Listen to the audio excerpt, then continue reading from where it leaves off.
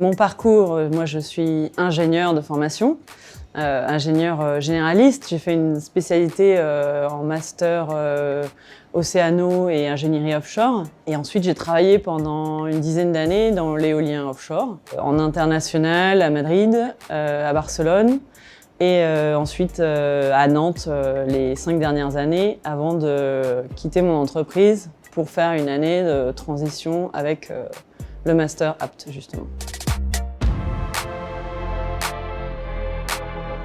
La formation, je l'ai choisie principalement parce que je suis installée à Nantes, donc ça correspondait à un critère géographique, et également parce que dans ma recherche de transition, en étant déjà ingénieure, je cherchais quelque chose plutôt orienté management, et donc la formation offrait un grand panel vraiment une vision globale sur tous les aspects de la transition énergétique, qui est ce que je recherchais. Dans ce programme, on apprend énormément de choses. C'est vraiment une vision complètement 360 de tous les aspects de la transition énergétique et même de la transition écologique. On y apprend tout ce qui est, donc au niveau technique, toutes les énergies. C'est vraiment un focus sur toutes les énergies renouvelables, toutes les formes d'énergie de transition. On a également un grand focus sur le management, la gestion de la transition énergétique. C'est vraiment énormément de questions. Il n'y a pas des réponses à tout, mais c'est aussi une grande partie de l'intérêt de ce master, c'est d'être amené à se poser énormément de questions et à réfléchir ensemble en fait, à toutes les solutions qu'on pourrait y apporter.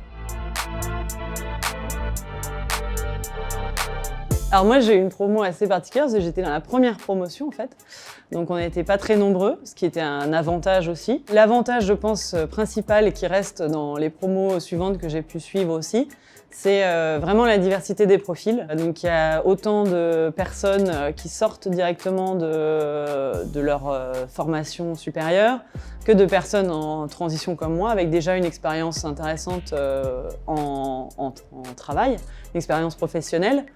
Et il y a une grande diversité de formations initiales, ce qui fait qu'il y a vraiment des conversations et des débats très enrichissants.